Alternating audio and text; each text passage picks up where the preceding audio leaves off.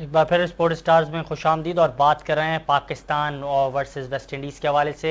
काफ़ी शानदार मैच रहा सेकंड ओडीआई, जिसमें पाकिस्तान ने 120 रन से वेस्ट इंडीज़ को मुल्तान में शिकस्त दी, सीरीज़ भी अपने नाम कर ली और साथ ही साथ सेकंड ओडीआई जो है वो भी जीत लिया। इस सिलसिले में ज्वाइन किया है सैयद हैदर साहब ने, जर्मनी से स्पोर्ट्स डायरेक्टर हैं। सर बहुत शुक्रिया कीमती वक्त के देने के लिए। शुक्रिया ताबिश, आपका भी शुक्रिया। सर इस हवाले से बात कर रहे थे, जी काफ़ी शानदार टच में नज़र आ रहे थे। इब्तदाई तौर पर तो ऐसा लग रहा था कि 276 रन्स का जो टारगेट है वो वेस्ट इंडीज़ चेस कर लेगी, लेकिन जिस तरह बॉलिंग का मुजाहरा किया, बिलखुसूस अगर बात की जाए मोहम्मद नवाज़ के हवाले से, जिस तरह उन्होंने कल बॉलिंग का मुजाहरा किया, तबाहकुन बॉलिंग का मुजाहरा करते हुए नजर आए वो।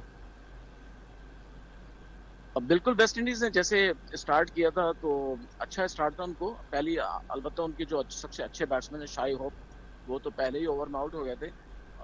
मुझे कल समझ में नहीं आया कि वेस्ट इंडीज की टीम ने अपनी स्ट्रेटेजी क्या बनाई थी, क्योंकि स्कोर इतना बड़ा नहीं था 276। उसको वो आराम से खेलते, सुकून से खेलते तो शायद उसको चेस कर लेते आराम से, लेकिन उन्होंने बहुत जल्दबाजी की। उन्होंने पहले पावर प्ले में तो 71 रन कर लिए, लेकिन विकेटें उनकी बहुत तेजी से गिरती रही, जिसकी वजह से वो संभल नहीं सके।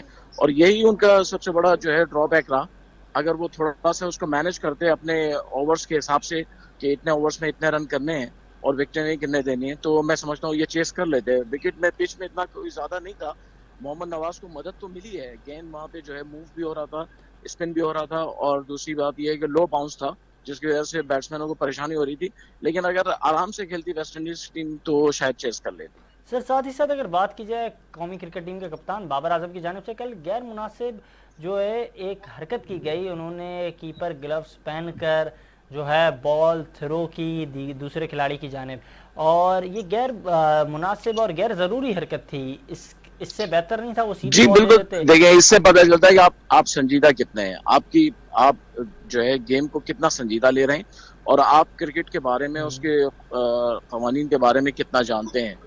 ये बहुत जरूरी होता है एज ए कैप्टन। ये उनका एक बहुत बड़ा ब्लंडर है, इस पे पीसीबी को बहुत सख्त एक्शन लेना चाहिए, क्योंकि आप जब एक इंटरनेशनल मैच खेल रहे हैं, वो कोई मजाक नहीं हो रहा है कि जहाँ पे आप कीपर के ग्लव्स पहन के जो है बॉल थ्रो करने की कोशिश करें। कीपर के ग्लव्स तो पहली बात ये सवाई कीपर के किसी को पहनने की इजाजत ही जी, नहीं होती है फील्ड आर्टिकल पे। और 28.1 दूसरी के बात तहत। यह है कि वहां पे किसी मतलब थ्रो की जरूरत भी नहीं थी। आप अननेसेसरी जो है वो एक ऐसी हरकत कर रहे हैं, इसका मतलब ये है कि आपने गेम को बहुत ही जो है वो अपने हिसाब से लिया हुआ है और उसमें संजीदा नहीं है।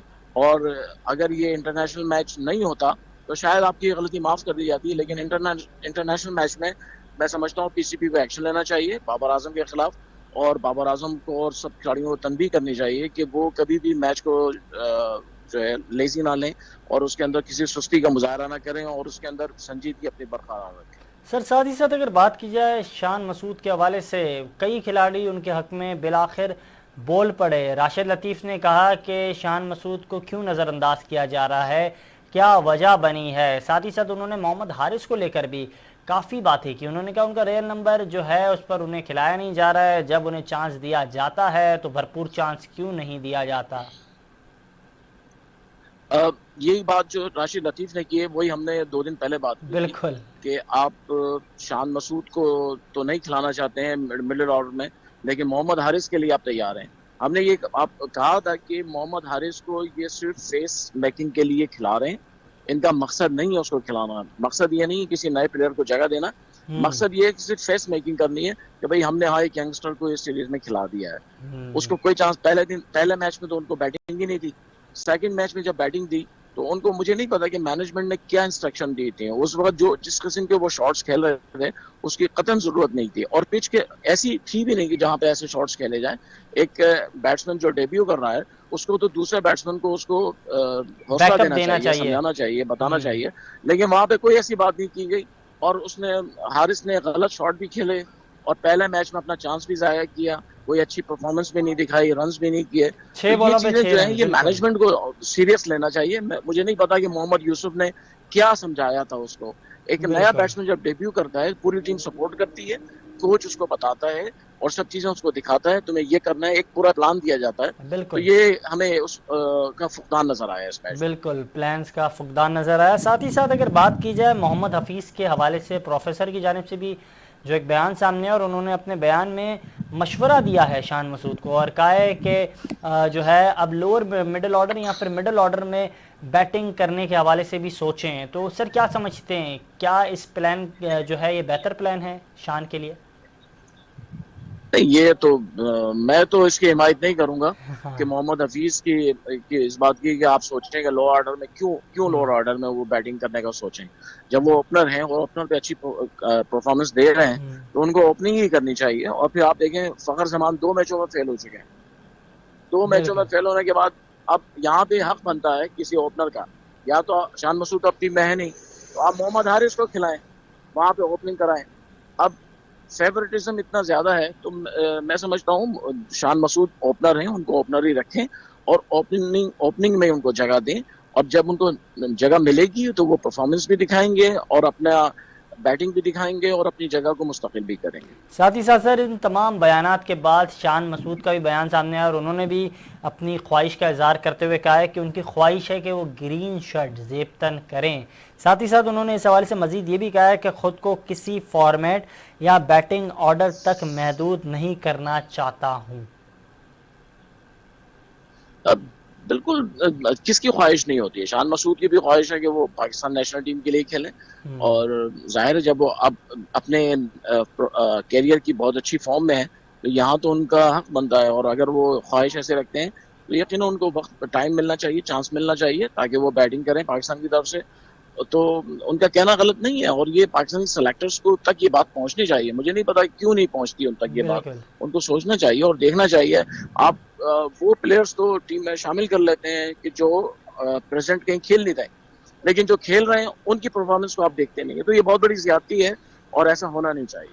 सर मुसलसल ये जो बयानात का सिलसिला जारी है जिसके बाद अब तवील अरसे के बाद शान ने एक बयान जो दिया है तो सब ये तासुर सामने आ रहा है कि शान भी मेंटली तौर पर तो तैयार हुए हैं, किसी भी फॉर्मेट में खिला दें, किसी भी नंबर पे खिला दें, मगर खिला दें।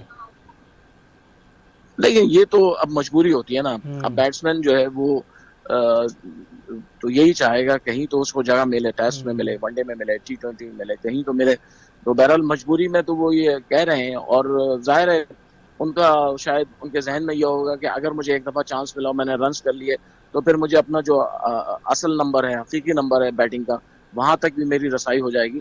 तो ये अच्छी उनकी सोच है और अच्छा उनका एक जो है प्लान है कि किसी तरीके से पाकिस्तान नेशनल टीम के दरवाजे तक पहुंच जाएं, उसमें शामिल हो जाएं स्क्वाड में। फिर उसके बाद कहीं ना कहीं तो उनकी जगह बन जाएगी। तो मैं समझता हूँ शान मसूद जैसे प्लेयर जो हैं वो जल्दी अपनी जगह बना लेते हैं, कहीं ना कहीं जल्दी अपनी जगह बना लेंगे। सर साथ ही साथ इस हवाले से बात करते हैं, कौमी क्रिकेट टीम के कप्तान बाबर आजम जिस तरह की फॉर्म में नज़र आ रहे हैं तो अब ये चीज़ें सामने आ रही हैं कि बाबर आजम ने संगाकारा के रिकॉर्ड को जो है उसको भी अब उन पर नज़र है उनकी और अनकरीब वो जो संगाकारा का रिकॉर्ड है 400s का, मुसलसल 4 सेंचुरीज़ का, वो भी जल्द हासिल कर लेंगे, जिस पर जो है शाहीन शाह अफरीदी का बयान सामने और उन्होंने कहा कि बाबर आजम पाकिस्तान की शान है।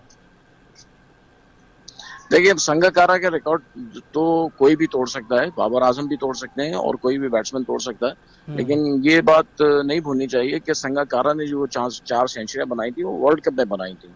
हाँ, तो और ऑस्ट्रेलिया में बनाई थी उन्होंने वो सेंचुरियां। तो और बाबर आजम की जो सेंचुरियां हैं वो ज्यादातर पाकिस्तान में बनी है या वेस्ट इंडीज, जिम्बाब्वे जैसी टीमों के खिलाफ, ऑस्ट्रेलिया की सी ग्रेड की टीम के खिलाफ या साउथ अफ्रीका की सी ग्रेड टीम के खिलाफ बनी है ज्यादातर उनकी सेंचुरियां। वेस्ट इंडीज की सिर्फ उनकी एक इंग्लैंड की भी टीम थी, सी टीम, जिसके खिलाफ उन्होंने स्कोर किया था इंग्लैंड में 158।